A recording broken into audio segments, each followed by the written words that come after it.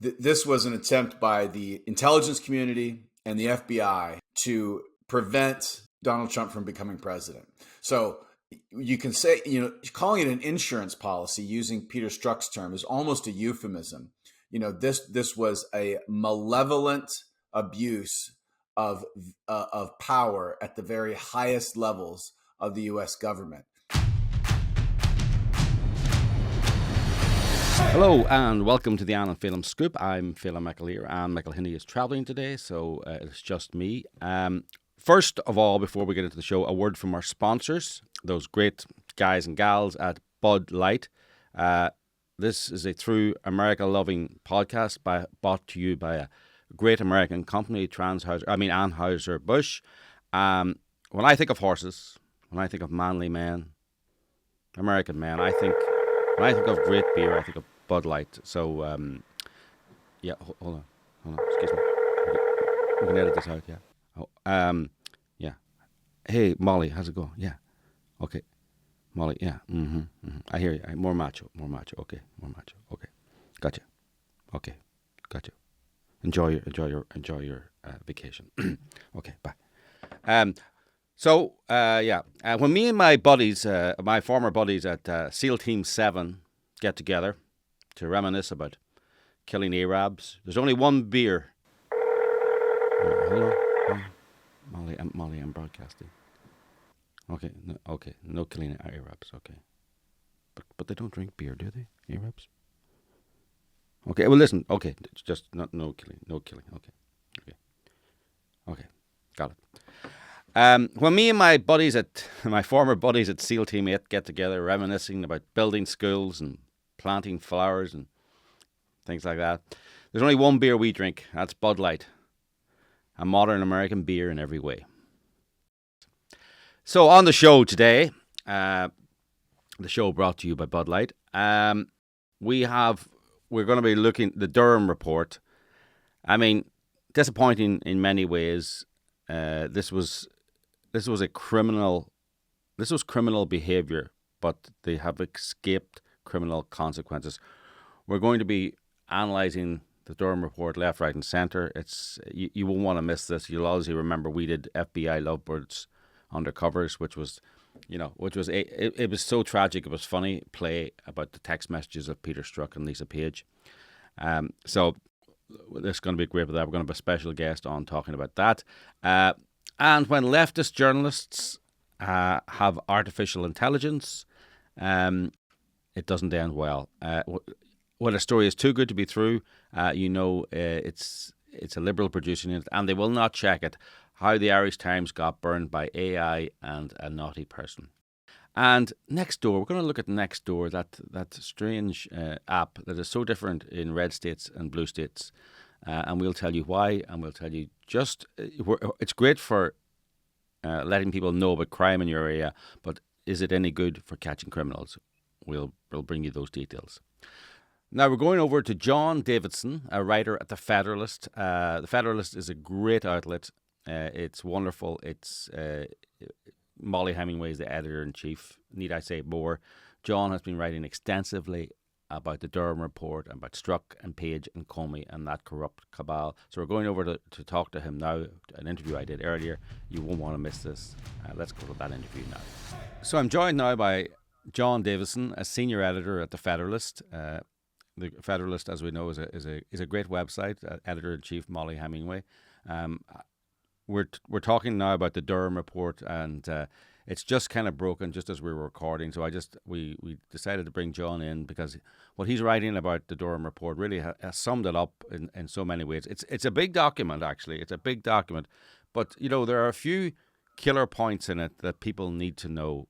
So welcome to the show, John. Thanks for having me.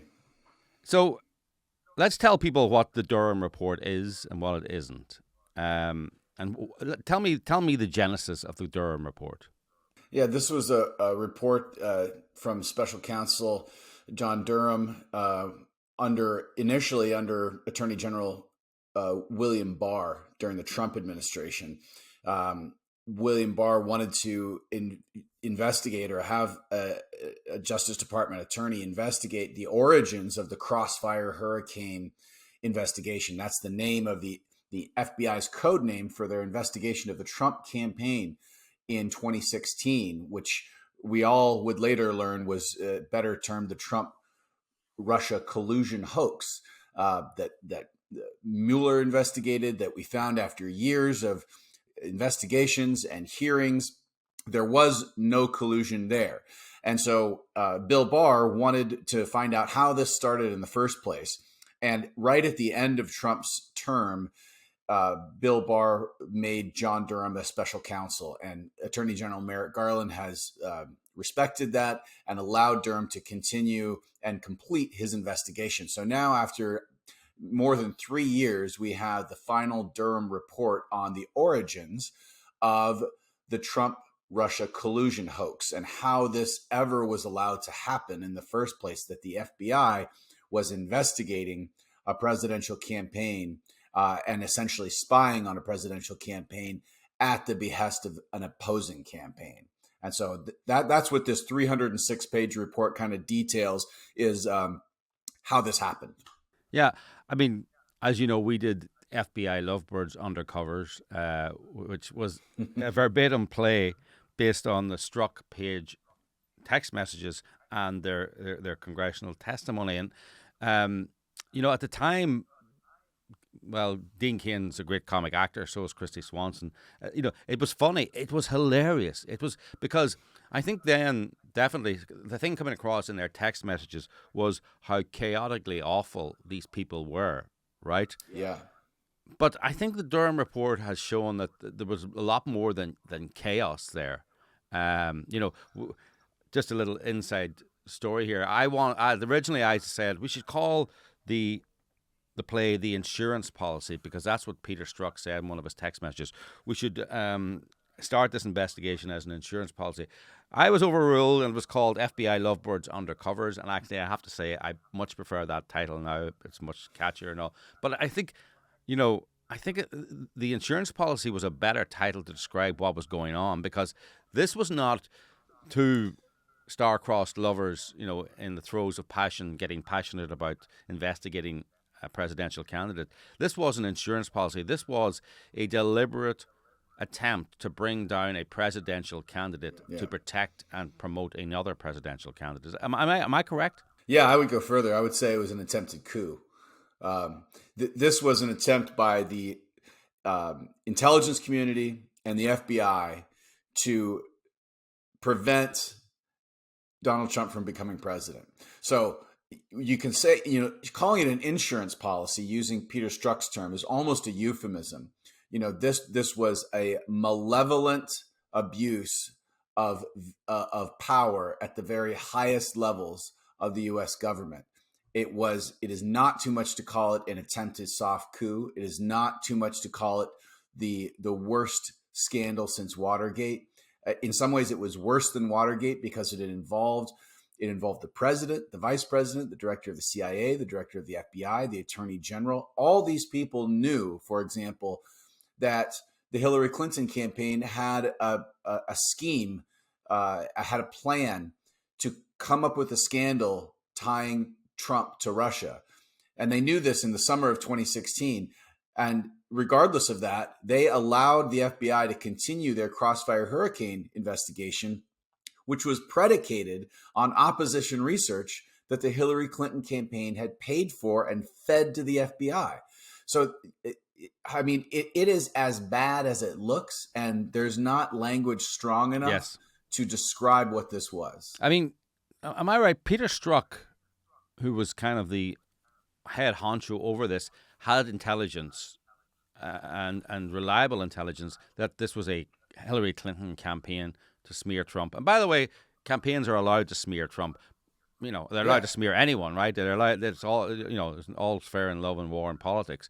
But you're not allowed to bring the FBI in and use their investigative powers to undermine your opponent. But Peter Strzok knew this was a Hillary campaign maneuver, but didn't tell the chief investigator of the. Am I correct in that?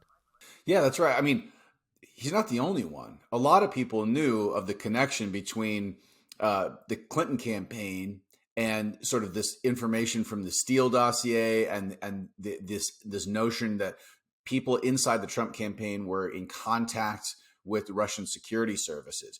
Nobody said anything. John Brennan also knew. He was director of the CIA at the time, much higher up than Peter Strzok. He also knew.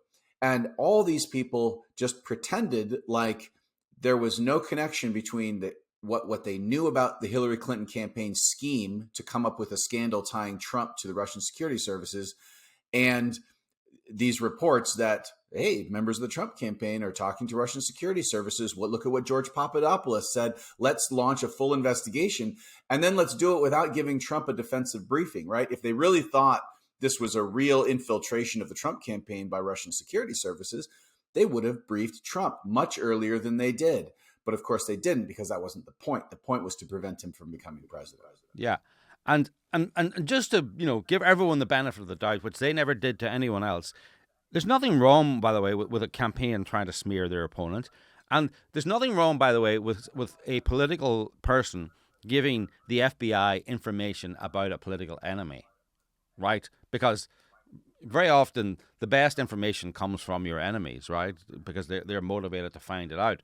But am I correct in saying that the information was complete horse bleep, right? It didn't pass the smell test. I mean, imagine if they had come up with genuine information about a genuine scandal, then, but it never passed the smell test. And in fact, the FBI broke all their rules in getting warrants, broke all their rules in starting the investigation, broke all protocol. Is that correct? Yeah, they knew the information was bad from a very early stage. They knew, for example, that Christopher Steele, the author of the Steele dossier, they knew that his primary subsource, Danchenko, was not reliable, and that he was just feeding Steele rumors and hearsay.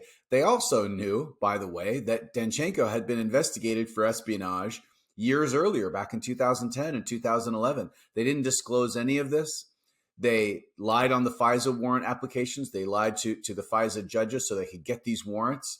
And then they kept doing it. They even put Danchenko on the FBI payroll after this to keep him quiet, after they had learned that he essentially just fed Christopher Steele a bunch of rumors and hearsay. And the most outrageous stories. This is the peace tape stuff, of Trump in a Moscow hotel, just completely outlandish stuff that all came out during and after the campaign. But what it all amounts to, that's why I say, if you look at it in its totality, it amounts to people at the highest echelons of the federal government, in law enforcement and in the intelligence community, making a decision that the voters cannot be trusted with this election.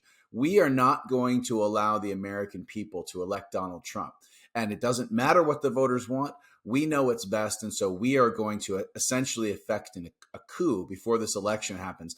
And then after he won and surprised them all by winning, they decided to keep it going and say, well, we're going to use this to derail his presidency and make sure that at the very least, he's a one-term president. I mean, it's incredibly frightening what happened. And, the amazing thing was that no one in the FBI, it shows you how captured the FBI is. Yeah. There was no whistleblower at any level in the FBI that called this out. Maybe post this, there's been a few people being honest, but at the time, there was no one at the upper echelons of the FBI. So the upper echelons of the FBI and the intelligence services are completely captured by this liberal leftist cabal who know what's best for us. Yeah, and that is terrifying. And that's why when we talk about what do we do about this? People are complaining, the Durham Report, no one's going to go to jail. No one's going to get charged. I think, the most damning thing in the Durham Report, and my colleague Margot Cleveland wrote about this at the Federalist today, is this warning that is right there at the bottom of the executive summary saying, the FBI personnel themselves individually have to return to the core values of the FBI: fidelity to rule of law, integrity, these sort of civic virtues that sound old-fashioned now. But really, when you have an agency like the FBI with all the power that it has, it doesn't work unless the actual people in these positions have that kind of sense of moral duty to do the right thing and to use the power they've been given judiciously and fairly. And we don't have that right now at all. And unless we can create an FBI culture or recreate an FBI culture that inculcates that, not just in the rank and file, but in its leadership, we have to disband it, because it does represent a mortal danger to our democracy. We can't have a self-governing republic with an FBI that meddles in every single presidential election. Yeah, those paragraphs sent a chill down my spine because they're true. I think, what did he say? No amount of training days and changes in procedures and and reminders about procedures and these people they believe they were on a moral crusade to stop Trump being elected. They were determined. They broke the laws. They broke the rules. Christopher Kleinsmith? He rewrote an email. I mean, it's ridiculous. So one of the people they were investigating was being investigated because he had all these dodgy connections with Russians. The CIA wrote to the FBI and said the reason he has all these dodgy connections for Russians is because, as a true patriot, he has volunteered to make himself open to these connections so he could funnel back information about what they were asking for us. He was working for the CIA, and when Kleinsmith got that email saying this is a CIA operative, don't be alarmed about his dodgy Russian connections, Kleinsmith rewrote the email saying is not a CIA operative. And got rid of the rest of the exculpatory material. Like, this is not, no training day is going to stop that. No training day is going to say, is going to tell people it was wrong to look away from Hillary Clinton's misdeeds, but focus on fake misdeeds of Trump. They believe they were doing the right thing, and they still believe they did the right thing. Yeah, they're totally unchastened. That's sort of what I'm getting at. You can't have guidelines and rules and training sessions won't fix that kind of corruption, because it's a moral corruption. These people do not believe in Republican self-government. They don't believe that voters can be trusted to make these decisions for themselves. And so in some ways, these people are the enemy of the American people.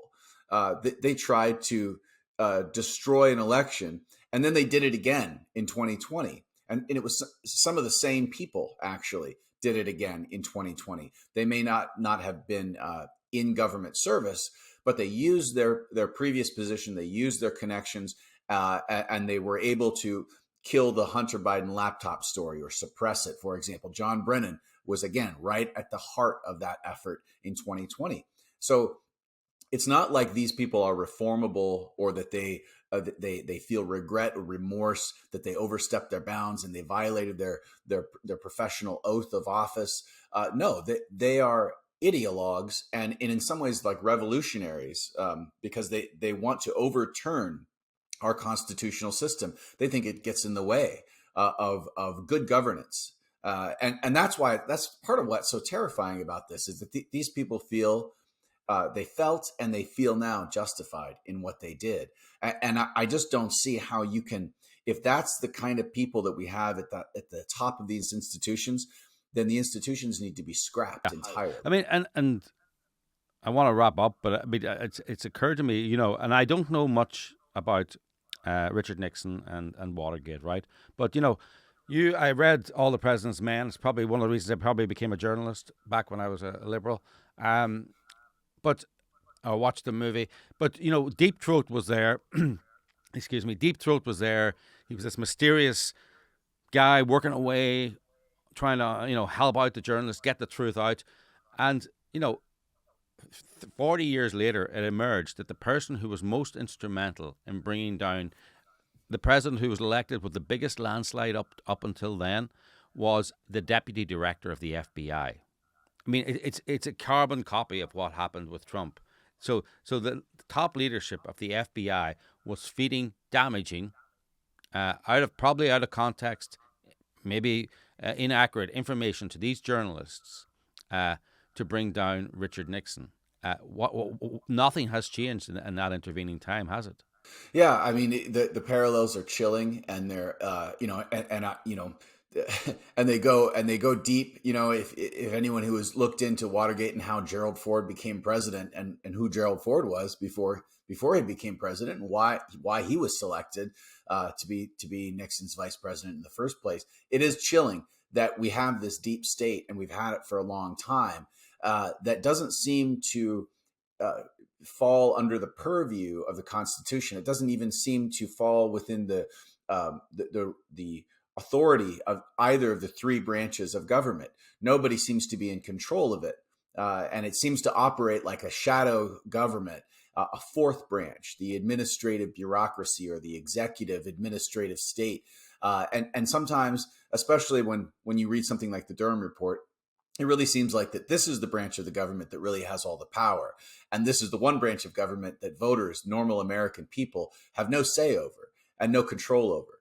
And, the very least that we should take away, I think, from the Durham Report is something that some of us have been saying for a long time, is it was a huge mistake to turn the FBI after 9/11 into a counterintelligence agency that runs mass surveillance and counterintelligence operations. We need to return the FBI to being just a law enforcement agency, because what we know now, some people warned about after 9/11 when we were having debates about the Patriot Act, that if you create a massive surveillance and counterintelligence agency to stop terrorists, eventually that surveillance apparatus will be turned on the American people.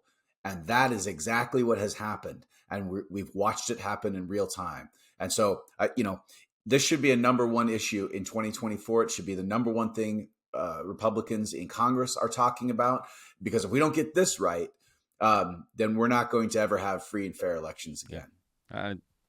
Correct. I was about to ask you what's the lessons of the Durham Report, but I think you've just summed it up perfectly there.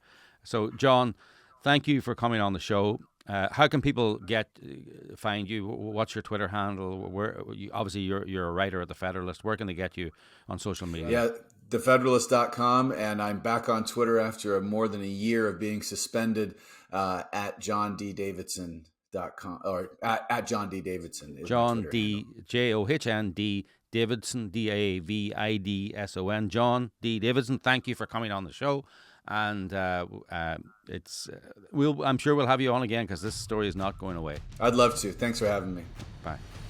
I think the Durham Report dropped quite late, and I'm still really just trying to get to grips with it. Maybe we'll do a lot more on the Durham Report in next week's podcast.